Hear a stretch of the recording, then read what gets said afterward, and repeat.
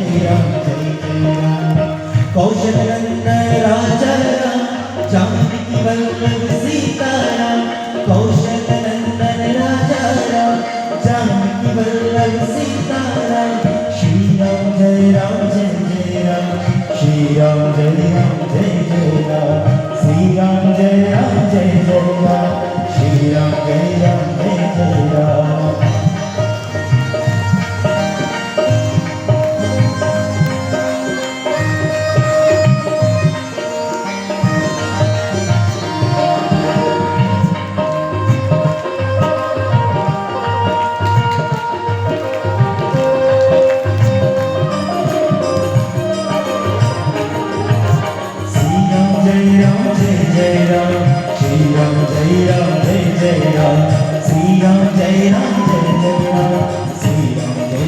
जय जय राम। बोलिए सियावर रामचंद्र भगवान की जय। अच्छा, आप लोगों को एक बात पता है, ये नियम है, आप लोग नोटिस करिएगा कि आपके सामने कोई बैठा हो और जमाई ले ले तो सामने वाले को भी आने लगता है। आप लोगों ने नोटिस किया है? अब आप लोग मेरे सामने बैठकर जमाई लेंगे तो हमारी क्या हालत होगी बताइए। देखिए, भगवान राम की एक और बहुत सुंदर सी बात हम आपको बताते हैं। राम नाम ऐसा है कि एक जीव हर एक परिस्थिति में लेता है। लेता है कि नहीं? कैसे लेता है? हम जब किसी से मिलते हैं तो क्या बोलते हैं? राम राम भैया। 2 बार राम बोलते हैं ना। तो देखिए, 2 बार राम बोलने का कितना बड़ा महत्व है। अगर हम संधि विच्छेद करें, कखा गघा सबको पता है, तो कखा गघा में जो र है, र अक्षर, वो किस नंबर पे आता है? 27वें नंबर पर आता है। म किस नंबर पर आता है? 25वें नंबर पर। और बड़ा आ किस नंबर पे आता है? दूसरे नंबर पर। तो कितना हुआ? 54। एक बार जब आप राम बोलते हैं तो 54 बार, 54 बार राम बोलने का फल मिलता है। और जब आप 2 बार राम बोलते हैं तो 54 प्लस 54 करिए कितना हुआ? 108 हुआ। तो जब आप किसी से 2 बार राम बोलते हैं, राम राम भैया, तो आप कितनी बार राम बोल रहे हैं? 108 बार राम बोल रहे हैं। इसीलिए जब भी आप किसी से मिला करिए तो राम राम भैया ही बोला करिए। और देखिए, भगवान का नाम कितना सुंदर है ना, कि जब कोई पीड़ा होती है तो हे राम, बड़ा सर दुख रहा है। जब हमें दुख होता है, राम राम राम 3 बार राम बोलते हैं।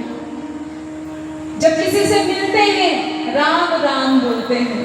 और जब हमारा अंत हो जाता है, जब मृत्यु हो जाती है, तब राम नाम सत्य है बोलते हैं। तो राम ही जीवन का आधार है। जीने के लिए राम को तो पकड़ना ही पड़ेगा, और अगर जीवन को व्यर्थ करना है तो राम को छोड़ना पड़ेगा। इसीलिए जीवन को सफल बनाना है तो किसका नाम लीजिए? राम का नाम लीजिए। और कितना सुंदर भाव कहा गया है, जब से भगवान राम ने जन्म लिया है अयोध्या जी में, तो आप सभी मीठी मीठी तालियों के साथ कहेंगे, सीताराम जी की प्यारी राजधानी लागे, राजधानी लागे, मोहे मीठो मीठो सरयू जी को पानी लागे। सीताराम जी की प्यारी राजधानी लागे, राजधानी लागे, मोहे मीठो मीठो सरयू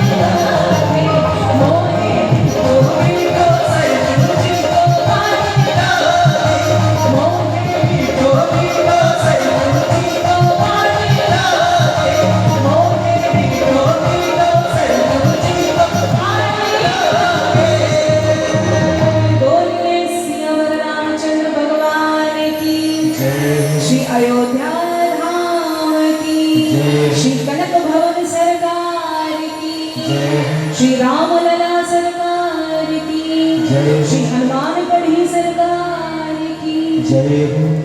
दीदी हमारे बीच धन्यवाद के श्री सूरज जी महाराज पधारे हैं। भागवत कथा के बहुत अच्छे प्रवचन करता है। आप सबके बीच दो बात रखेंगे। आप ताली बजाकर उनका स्वागत कर लें। जय श्री राम। महाराज जी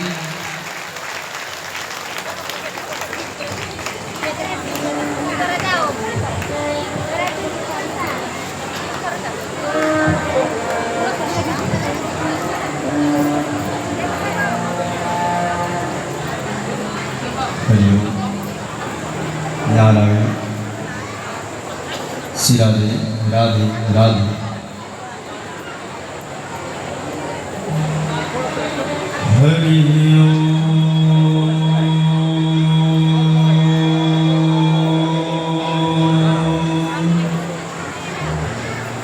श्रीमद गुरु चरण कमले भो नमः। नारायणं नमस्कृतं नरो चैवं नरोत्तमं देवीं सरस्वती व्यासं ततो जयमुदीरये। रामाय रामभद्राय रामचन्द्राय वेधसे सीता रघुनाथाय सीतायां पतये नमः। गुरुर्ब्रह्मा गुरुर्विष्णु गुरुर्देवो महेश्वरा गुरुर्साक्षात् परं ब्रह्मा तस्मै श्री गुरवे नमः। बोले भक्तवत्सल भगवान की, श्री माँ के बिहारी लाल की, बोले सच्चिदानंद भगवान की, बोले गोस्वामी तुलसीदास महाराज की जय हो। जय जय श्री राधेश्याम। सभी लोग हाथ उठाइए और कहेंगे नमः पार्वती तनय हर महादेव शंभु। बहुत सौभाग्य की बात है प्यारे भक्तों, आज हमारे यजमान के द्वारा विधायक जी है जो आपके शत्रुघ्न माथुर जी एवं उनके भाई सांसद जी की सौजन्य से आज चिताई धाम की पावन भूमि पर आज कहा गया है, भागवत वर्णन है। यहाँ पर वेद व्यास के वर्णन कर दिए हैं। स्वर्ग संदेश के लासे बेकूठं नास्त्यं रसा यतः पिबन्तु सद्भाग्यः मामां च दिगरेचितः। आज प्यारे भक्तों, आज चिताई धाम में साक्षात भगवत धाम बन चुका है। साक्षात ये अयोध्या बन चुका है। जिन्होंने हमारे पूज्य देवी जी ने अपनी मुखार विंद से अमृत वाणी आप सभी को मधुर वाणी से कथा सुना रहे हैं। आपसे उनसे आग्रह है, हमारी पूज्य देवी जी की जो वाणी से जो भी प्रभाव आपके जीवन में पड़ रहा है, जो कि व्यास मंच पर विराजमान है, जो भी सत्संग दे रहे हैं, यह भगवत की कृपा है। थोड़ा इनके लिए थोड़ा ताली बजा दें। और हमारे विधायक जी हैं और हमारे सांसद जी हैं माननीय श्री दुल्लू माथुर जी, जिन्होंने श्रद्धा पूर्वक विश्वास के साथ धर्म के प्रति, धर्म के तत्पर हमेशा आनंद पूर्वक के साथ खड़े रहते हैं। और शास्त्र में कहा गया है धर्म रक्षति रक्षिता, जो व्यक्ति धर्म को रक्षा करता है उसकी जीवन को ही बाल बाका नहीं कर सकता है। ये सच्चाई है। आइए उससे पूर्व अपनी वाणी से जीवा से मैं तो एक नदान बालक हूँ, जो भी हमारे गुरुदेव भगवान के पास आशीर्वाद मिला है, अपनी वाणी से थोड़ा सा गुणवाद कर लूँ। आइए सभी लोग हमारे साथ भजन का थोड़ा आनंद लेंगे। कुछ समय का थोड़ा सा समय लेना है। गुरुदेव दया करके मुझको अपना लेना। जी बताइए, गुरु शिष्य कौन बनाए हैं अपने जीवन में? गुरुदेव भगवान कौन गुरु बनाए हैं? हाथ उठाइए पहले। गुरुदेव दया करके मुझको अपना लेना। गुरुदेव दया करके मुझको अपना लेना।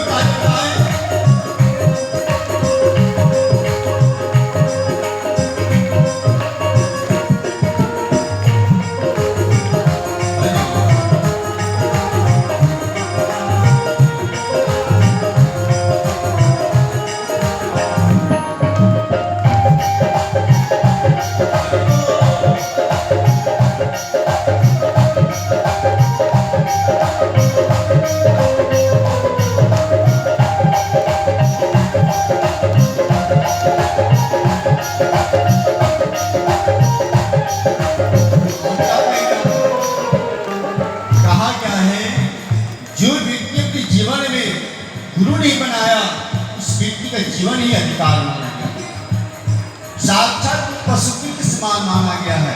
इसलिए जीवन में दत्तात्रेय भगवान 24 गुरु बनाए थे और दत्तात्रेय भगवान ने 24 गुरु से हर ज्ञान प्राप्त किया।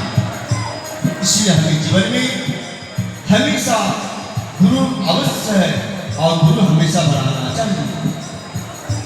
करुणा सुखी नाम तेरा, करुणा सुख पाओ, करुणा सुख नाम तेरा, करुणा सुख पाओ। मेरी सोए वाणी को, मेरी सोए वाणी को मेरा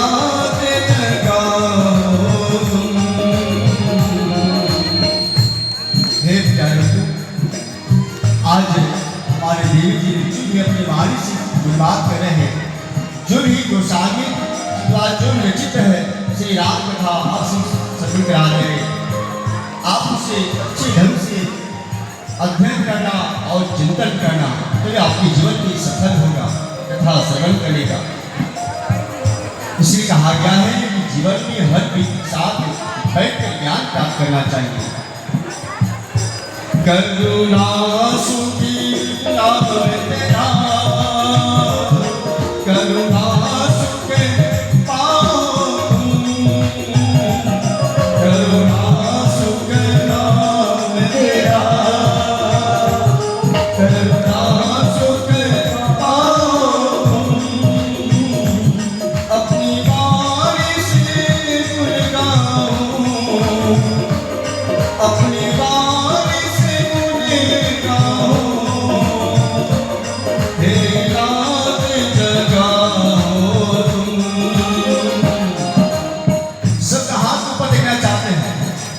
हमारे सांसद जी का जो हथक पत्र को यहाँ उठाना चाहिए। गुरुदेव दया करके मुझको अपना लेना, गुरुदेव दया करके मुझको अपना लेना, गुरुदेव दया करके मुझको अपना लेना, गुरुदेव दया करके मुझको अपना लेना।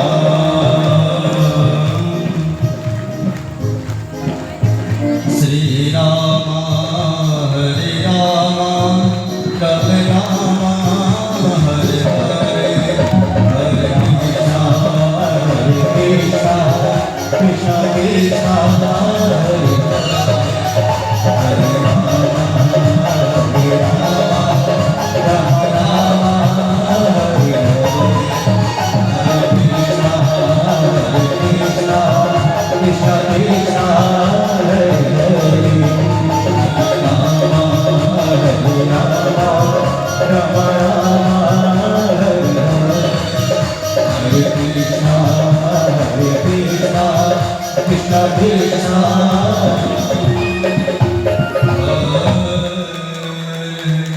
बोले भक्त वशिष्ठ भगवान की जय हो। इन सब के साथ बहुत ही कीमती समय हमारे देव जी ने इस दास को दिया है, छोटे भाई को दिया है, इसके लिए मैं धन्यवाद देना चाहता हूँ। और इन सब के साथ भगवान की राम, जय श्री राधे, जय श्रीमन नारायण।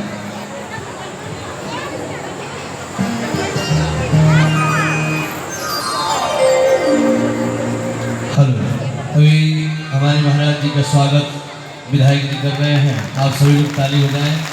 बहुत सुंदर प्रवचन जी के द्वारा हुआ। बहुत बहुत आभार है, बहुत बहुत धन्यवाद है आपको आने के लिए यहाँ।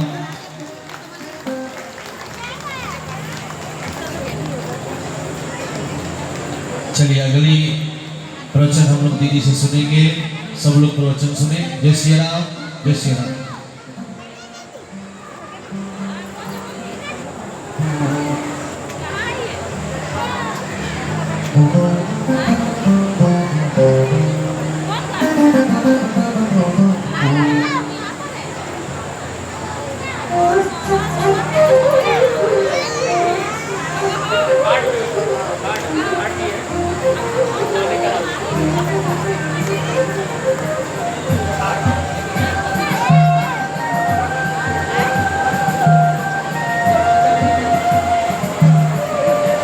बोलिए सियावर रामचंद्र भगवान की जय हो।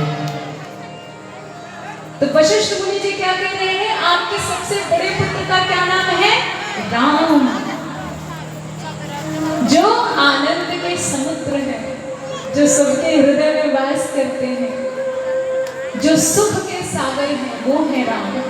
अब दूसरे पुत्र का नाम क्या है?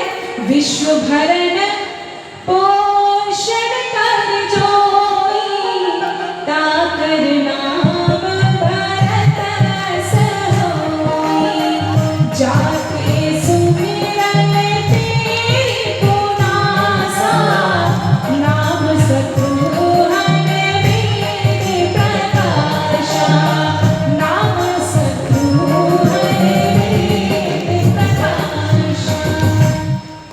दूसरे पुत्र का क्या नाम है? विश्व भरण पोषण कर जोई, जो विश्व का भरण पोषण करता हो, वो है आपके दूसरे पुत्र, जिनका नाम है राम। अब हमने आपको कहा ना कि मेरे भी कुछ अपने भाव हैं जो मैं यहाँ पर आप सबके सम्मुख व्यक्त करना चाहती हूँ। जो इस संसार के रखवाले हैं, जो आनंद के सागर हैं, जो सबके हृदय में वास करते हैं, वो है राम। ठीक। और विश्व भरण पोषण कर जोई, ताकर नाम भरत सम होई, जो विश्व का भरण पोषण करते हैं, वो है भरत जी।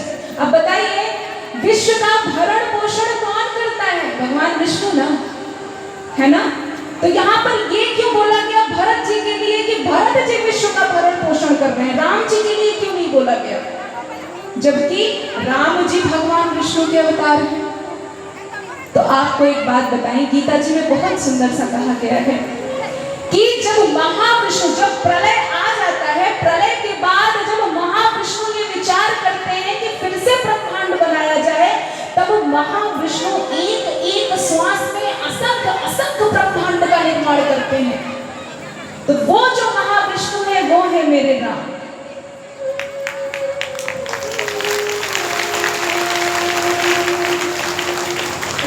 और जो संसार का भरण पोषण कर रहे हैं वो है भरत जी। अक्सर आपने जब राम दरबार की फोटो लगी होती है तो आपने ये देखा होगा कि भगवान भी सामने वर्ण के हैं और भरत जी भी सामने वर्ण के हैं, देखा है ना? ऐसा क्यों? क्योंकि भगवान राम महाविष्णु है और भरत जी, ये हमने कुछ पूज्य श्री संत महात्माओं की श्रीमुख से ये श्रवण किया है कि भरत जी उनके अंश हैं। इसीलिए भरत जी का के लिए बोला गया विश्व भरण पोषण कर जोई, जो इस विश्व का भरण पोषण करते हैं और जिनके स्मरण मात्र से शत्रुओं का नाश हो जाए वो कौन है? शत्रुघ्न है। और लक्षण धाम राम प्रिय सकल जगत आधार, गुरु वशिष्ठ ते ही राखा लक्ष्मण नाम। जो शुभ लक्षणों के धाम है, श्री राम जी के प्यारे हैं, वो है आपके पुत्र लक्ष्मण। तो आपके चारों पुत्र का नाम है राम, भरत, लक्ष्मण और शत्रुघ्न। अब चारों भाइयों में एक एक जोड़ा बना लिया गया, लक्ष्मण जी राम भगवान के साथ और शत्रुघ्न जी भरत जी के साथ।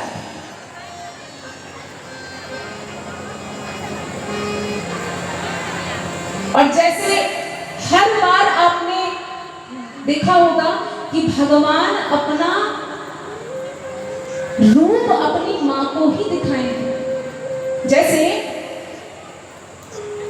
भगवान श्री कृष्ण कन्हैया लाल ने यशोदा मैया को ही बताया है कि मैं ही परम ब्रह्म परमेश्वर हूँ। कैसे? जब एक बार श्री कृष्ण कन्हैया लाल ने मिट्टी का सेवन कर लिया था तब तो मैया कहती है मुंह खोल, मुझे मिट्टी निकालने दे। भगवान कहते हैं नाना मुंह नहीं खोलेंगे। और यशोदा मैया बार बार कह रही है कि मिट्टी तो निकालने दे। भगवान भी कहते हैं लो अच्छे से मुंह खोल देते हैं। भगवान मुंह क्या खोलते हैं कि मुंह में पूरा ब्रह्मांड दिख जाता है। और वहीं पे यशोदा मैया, और यहाँ पर भी भगवान कौशल्या मैया को भी अपना रूप दिखाते हैं। एक बार जननी अनवाए कर सिंगार पालना पौड़ाए, निज कुल इष्ट देव भगवाना, पूजा दे तुम्हीं असराना, पूजा दे तुम्हीं असराना। एक बार माता कौशल्या स्नान वगैरह कराकर भगवान राम को पालने में पौड़ा के चली जाती है अपने इष्ट देव की पूजा करने के लिए। भोग बनाने जाती है, भोग लेकर आती है, इष्ट देव को अर्पित करती है। और जब दोबारा आकर देखती हैं तो वही वो भोग भगवान राम वहां पर पा रहे हैं। तो मैया को लगा कि लगता है लल्ला पलना से उठ के चला आया होगा और यहाँ पर भोग पा रहा है। और जब मैया पालने में देखने जाती है तो वहां भी श्री राम भगवान लेटे हुए हैं। अब मैया फिर जाती है अपने इष्ट देव के पास, वहां भी राम भगवान खा रहे हैं। इधर पालने में आती है तो यहाँ भी राम भगवान लेटे हुए हैं। तो यहाँ उहाँ तुई बालक देखा, मति भ्रम मोर किया विशेषा, देखी राम जननी अतुलाई, प्रभु हंसी मधुर मुस्कान, प्रभु हंसी मधुर मुस्कान। जब माता बिल्कुल व्याकुल हो गई कि यहाँ वहां तू बालक देखा, अब बताइए यहाँ भी राम भगवान देख रही है, वहां भी राम भगवान देख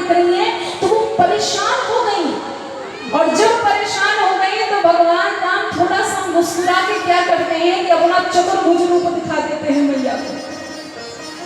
कहाँ मैया अपना बालक समझ के बिल्कुल डुला रही है, मेरा बालक है, और वहीं भगवान चतुर्भुज रूप में खड़े हो गए। मैया का बिल्कुल मति काम नहीं कर रही है। कौशल्या मैया कह रही है कि हे नाथ, मैं किस प्रकार से स्तुति करूं आपकी, कितना बड़ा अपराध हो गया स्वामी कि मैं आपको अपना पुत्र समझ के खिला रही थी, लेकिन आप तो इस चराचर जगत के स्वामी है। देखिए भगवान विष्णु की एक एक रोम में कई कई ब्रह्मांड दिखाई दे रहे हैं माता कौशल्या को। इधर से जन्म हो रहा है, इधर से मृत्यु हो रही है। भगवान विष्णु के अंग में कई कई नदियां, तालाब, ब्रह्मा विष्णु महेश सब दिख रहे हैं। अब बताइए माता कौशल्या की क्या हालत हुई होगी ऐसा देखकर। माता कहती है कि हे स्वामी, आपसे बस यही निवेदन है नाथ कि आपकी माया अब कभी भी मुझे ना व्यापे स्वामी। तो भगवान कहते हैं कि हे माँ, मैं आपका पुत्र हूँ और मैं आपका ही पुत्र हूँ। मैं अभी छोटा सा रूप धर लेता हूँ, लेकिन माँ ये छिपाव करना, किसी को बताना नहीं कि मैं ही परब्रह्म हूँ। और मैं आपको आशीर्वाद देता हूँ माँ कि मेरी जो माया है आपको कभी नहीं व्यापेगी। ऐसा करके फिर से छोटे से बालक बन जाते हैं और अपनी खेल करने लगते हैं। ऐसा करते हुए चूड़ा कर्म संस्कार किया जाता है। फिर जब थोड़े से और बड़े होते हैं तब माता पिता गुरु मिलकर उनका यज्ञोपवीत संस्कार करते हैं और गुरु के साथ भेज देते हैं विद्याध्ययन के लिए। अब बताइए भगवान राम को क्या कुछ पढ़ने की आवश्यकता है क्या? भगवान राम के श्वास तो वेद है, उसी वेद को उन्होंने ब्रह्मा जी को दे दिया। भगवान राम को कुछ पढ़ने की आवश्यकता थी नहीं ना, फिर भी मेरे राम पढ़ रहे हैं। ये होती है मर्यादा। हमने कहा ना कि मानस जी आपको मर्यादा में रहना सिखाती है। भगवान ने वशिष्ठ मुनि जी से ये नहीं कहा कि आपको पता है कि मैं इस जगत का स्वामी हूं तो आप मुझे क्यों पढ़ा रहे हैं। राम भगवान ने ये नहीं कहा। राम भगवान ने ये कहा कि स्वामी जो जो भी मेरे प्रश्न होंगे ना तो उसका उत्तर आप अवश्य दीजिएगा। और भगवान राम एक छोटे से बालक बनकर छोटे छोटे प्रश्न कर रहे हैं वशिष्ठ मुनि जी से। ये होती है मर्यादा में रहना। इसीलिए मेरे प्रभु मर्यादा पुरुषोत्तम राम है। विद्या अध्ययन करने के बाद चारों भाई फिर से वापस आ जाते हैं अयोध्या जी और बड़े सुंदर से मन लगाकर प्रातः काल उठी के रघुनाथा मातु पिता गुरु नावहि माता। प्रातः काल उठी के रघुनाथा मातु पिता गुरु नावहि माता। आय सुमति करनी कुल काजा देखि चरित हर्षि मन राजा। देखि चरित हर्षि मन राजा। प्रातः काल उठ के रघुनाथा मातु पिता गुरु नावहि माता। ये जो चौपाई निकली है ना, ये मानस जी की चौपाई है। हम कहते हैं ना स्कूल में हमें यही सिखाया जाता है सबसे पहले कि जब आप उठिए तो सबसे पहले अपने हाथों को देखिए और हाथों को देखकर बोलिए कराग्रे नस्ते लक्ष्मी कर नद्दे सरस्वती कर मूले तो गोविंदा प्रभाते कर दर्शनम। क्यों कहा गया? क्योंकि कराग्रे नस्ते लक्ष्मी, ये हमारे हाथ के ऊपर माता लक्ष्मी का वास है। कर मध्य सरस्वती, ये मध्य में सरस्वती मैया का वास है। कर मूले तो गोविंदा, मूल में किसका वास है? भगवान विष्णु गोविंद का वास है। प्रभाते कर दर्शनम, सुबह उठते ही सबसे पहले अपने हाथों को देखिए और ये बोलिए। और उठने के बाद धरती मैया को चरण स्पर्श करिए, क्योंकि धरती मैया हम सबका बोझ उठा रही है। हम अगर कुछ खा पी रहे हैं तो धरती मैया की वजह से ही खा पी रहे हैं। हम जिंदा हैं, हम चल रहे हैं तो धरती मैया की वजह से ही चल रहे हैं। तो जो हमारा पालन पोषण करती है वो माँ होती है, इसीलिए धरती हमारी माँ है। जब भी आप सुबह उठ के मैया को चरण स्पर्श करिए तो माँ से कहिए कि हे माँ, जो भी पाप हमने किया है उसके लिए माँ क्षमा करिएगा। और आज का दिन हमारा बहुत आनंद से गुजरे, ये आशीर्वाद दीजिए। और ऐसा कहते हुए फिर जाइए अपने माता पिता की चरण स्पर्श करिए। इस कलयुग में लोग कहते हैं ना कि भगवान हमको नहीं दिखते। भगवान क्यों नहीं दिखते हमें? बहुत लोगों के प्रश्न होते हैं, हम लोगों से तो ऐसे ही प्रश्न किए जाते हैं, बड़ी विडंबना है, क्या करें? भगवान क्यों नहीं दिखते हैं? तो भगवान कहते हैं कि आपके घर में चलते फिरते हंसते खेलते भगवान जो हमने दिया है, आपके माता पिता, पहले उनको पूजो तब आके हमको पूजो। जिसने भी जन्म दिया है वही हमारे माता पिता हैं। हमारे इस शरीर का निर्माण हमारे प्रारब्ध के साथ हमारे परम पिता परमेश्वर भगवान नारायण ने किया है, तो वो हमारे जगत पिता हैं। लेकिन इस पृथ्वी के माता पिता हमारे घर में है, जो हमारे भगवान है।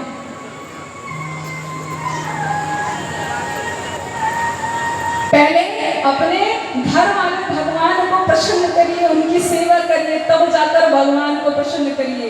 श्रवण कुमार के बारे में तो सबने सुना होगा। श्रवण कुमार अपने माता पिता के कितने बड़े भक्त थे। एक बार का कथा है, श्रवण कुमार जी अपने माता पिता की सेवा कर रहे थे। उसी समय भगवान विष्णु आ गए।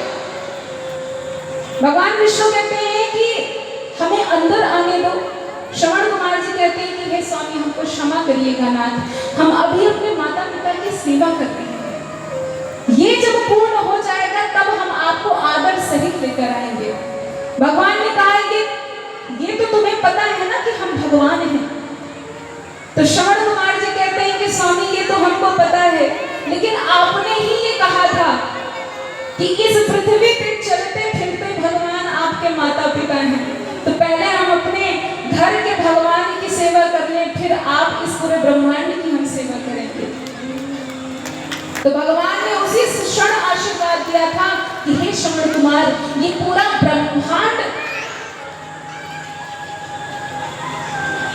तुम्हें पूजेगा, और जो भी पुत्र अपनी माता पिता की सेवा करेगा उसको हमेशा श्रवण कुमार की ही उपाधि दी जाएगी। इसीलिए यहाँ पर कहा गया है कि भगवान राम प्रातः काल उठकर माता पिता को सर नवाते हैं। माता पिता गुरु नाम ही माता, माता पिता और गुरु के सर नवाते हैं। उसके बाद पूरे नगर का कार्य करते हैं। नगर का कार्य कैसे? झाड़ू लगाना, सबको जल पिलाना। एक राजकुमार का ये कार्य है क्या? नहीं, लेकिन मेरे राम ऐसा कर रहे हैं, क्योंकि मेरे राम करुणा के सागर हैं। ऐसा करते हुए एक बार क्या होता है कि विश्वामित्र एक बहुत प्रतापी मुनि थे। उनका भगवान के चरणों में अथाह प्रेम था, लेकिन कोई भी ऋषि मुनि यज्ञ तपस्या पूजा पाठ कुछ कर ही नहीं सकता था, क्योंकि रावण का अत्याचार इतना प्रबल था। रावण अपने राक्षसों को भेज के सब कुछ तहस नहस करवा देता था। विश्वामित्र जी बड़े परेशान थे इस बात को लेकर, और वो यज्ञ करना चाहते थे। और वहां पर एक मारीच और सुबाहु नाम के दो राक्षस थे, वो यज्ञ होने नहीं दे रहे थे। तब विश्वामित्र जी मन में ये विचार करते हैं कि भगवान ने तो अवतार ले लिया है, और भगवान तो राक्षसों का अंत करने के लिए ही अवतार लिए हैं, तो क्यों ना भगवान को ही बुलाया जाए। विश्वामित्र जी जाते हैं अयोध्या धाम, राजा दशरथ जी से मिलते हैं। और जैसे ही राजा ये बात सुनते हैं कि विश्वामित्र जी आए हैं, मुनि आगमन सुना जब राजा, मिलन गया करी दंडवत मुनि सतवानी, निज आसन पर ठाड़ दियानी, निज आसन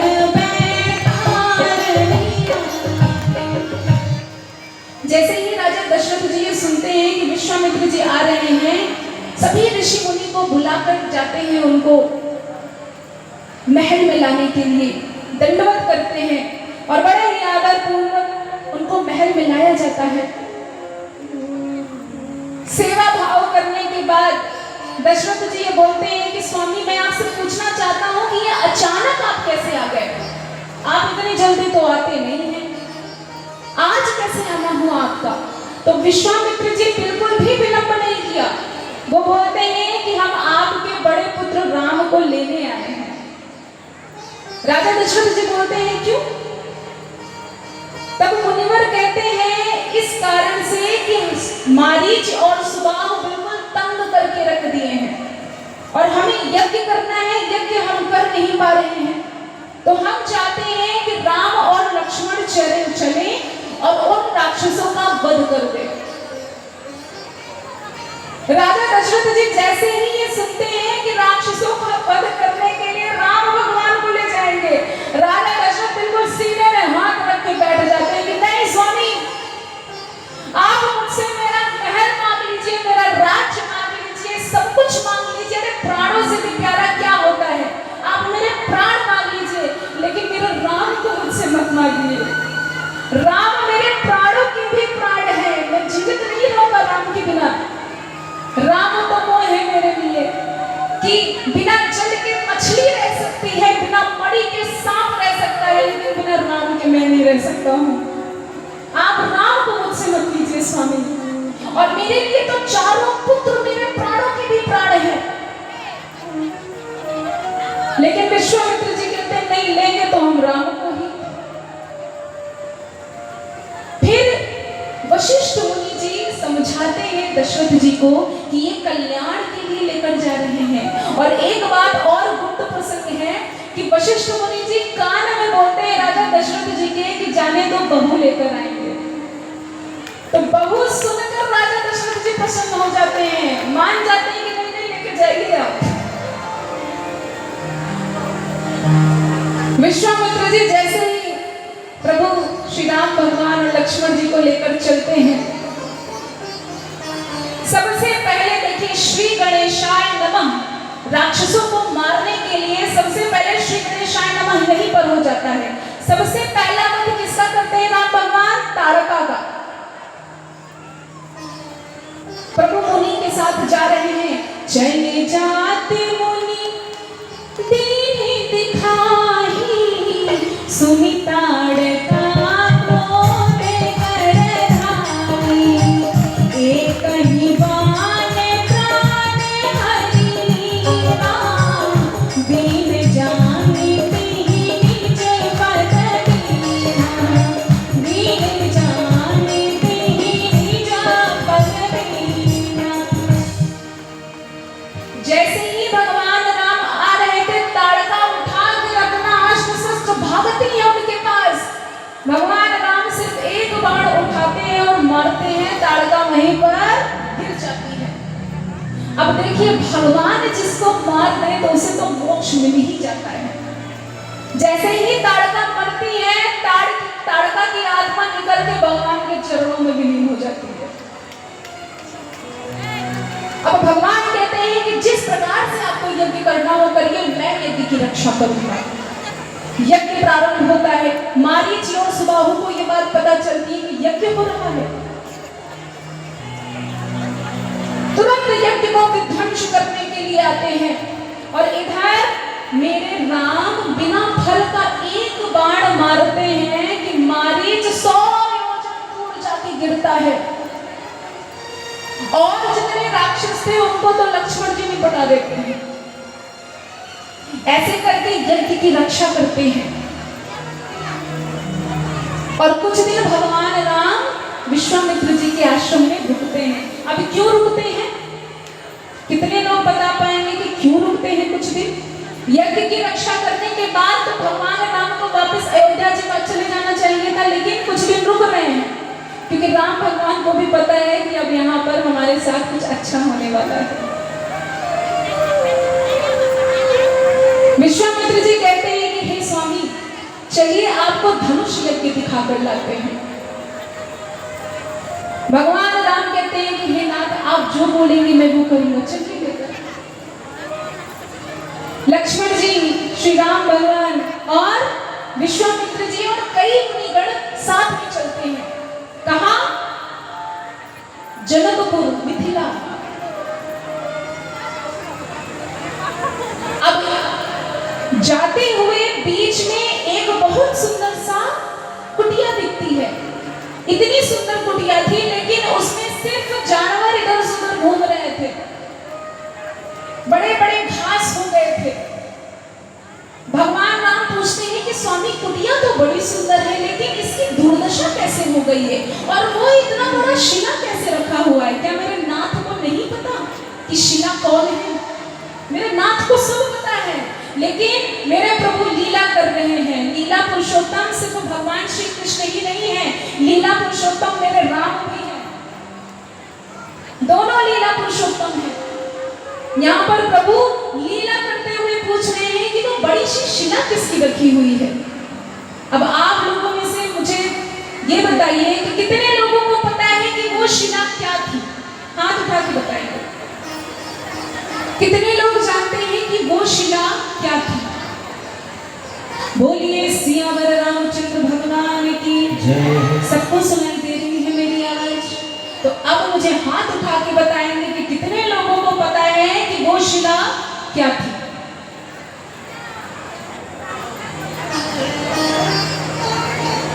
माता अहिल्या से संबोधित करिए। नाम तो ऐसे ले रहे हैं जैसे हमारे पड़ोसी हों। हमेशा सम्मान के साथ नाम लेना चाहिए। आप किसी का भी नाम ले रहे हो, हमेशा सम्मान पूर्वक नाम लीजिए। और यहाँ पर माता अहिल्या की बात हो रही है। वही माता अहिल्या जो शापवश शिला का रूप धर लेती है, जो गौतम ऋषि की पत्नी थी। गौतम नारी शाप बस उपल देह धरी धीर, चरण कमल रज चाहती, कृपा करहु रघुवीर। विश्वामित्र जी कहते हैं कि हे स्वामी, ये जो शिला है ना, ये गौतम ऋषि की पत्नी है, माता अहिल्या जी। ये आपकी प्रतीक्षा में बैठी हुई है। बस आप एक बार इनको अपने चरण से स्पर्श कर दीजिए, इनके ऊपर का शाप तुरंत नष्ट हो जाएगा। और प्रभु कहते हैं ऐसा है क्या? और अनजान बनकर जाते हैं, शिला को स्पर्श करते हैं और वो शिला नारी बन जाती है, माता अहिल्या बन जाती है। माता अहिल्या जैसे ही प्रभु को देखती है, बताइए कितने कल्पों, कितने वर्षों से मैया शिला के रूप में थी। अब जब वो उद्धार हुई है तो उनके मन में कितनी प्रसन्नता होगी, बताइए। भगवान को देखकर उनके नेत्रों से ऐसे अश्रु बह रहे हैं कि प्रभु के पैर धोने की आवश्यकता नहीं थी, मैया के अश्रु से प्रभु के पैर धुल गए थे। और मैया कहती है कि हे नाथ, आपके वही चरण हैं जिन चरणों से गंगा निकली हुई है, और जिन गंगा को भगवान शंकर अपनी जटा में धारण करते हैं, वही चरण आपने मेरे ऊपर स्पर्श किया है नाथ। मैं कितनी भाग्यशाली हूँ स्वामी। मैया कहती है किस प्रकार से मैं स्तुति करूं नाथ, मुझे समझ में नहीं आ रहा है। आप बोलिए स्वामी, मैं उसी प्रकार से स्तुति करूंगी। और स्तुति करते हुए आप सभी करताल के साथ श्रीमन नारायण नारायण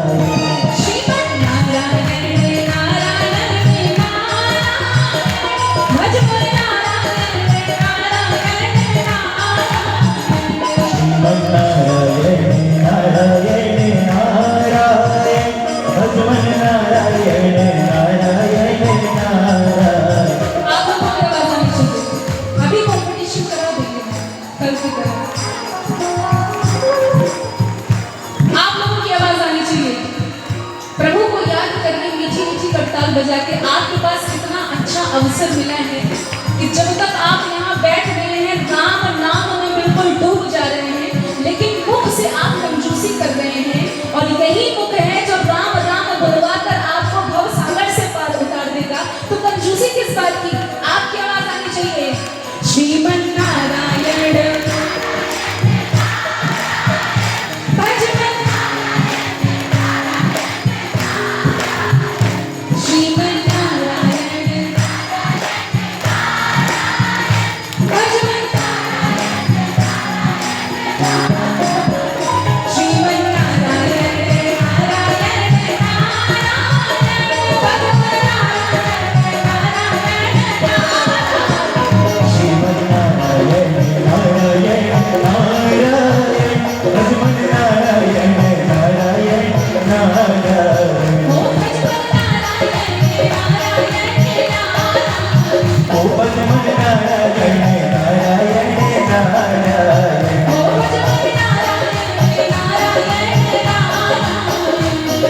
नारायण नारायण नारायण। बोले सियावर रामचंद्र भगवान की जय। मैया स्तुति गाकर अपने पति के धाम चली जाती हैं। अब इधर विश्वामित्र जी दोनों भाइयों ऋषि मुनियों को साथ लेकर कहाँ पहुंचते हैं? जनकपुर पहुंचते हैं।